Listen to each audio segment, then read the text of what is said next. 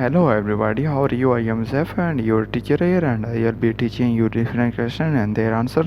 So I welcome you on classtheta.com where we will be discussing question. So let's get on the question. So our today's question is, which one of the following actions does not result in higher levels of pet labor productivity in assembling cameras? Avoiding contracting the assembly of cameras to outside suppliers, contractors. The correct answer to the question is avoiding contracting the assembly of cameras to outside suppliers, contractors. So that's the correct answer to the question. If you have any question, leave a comment. I will be answering you as soon as I can. Thank you very much for watching the video.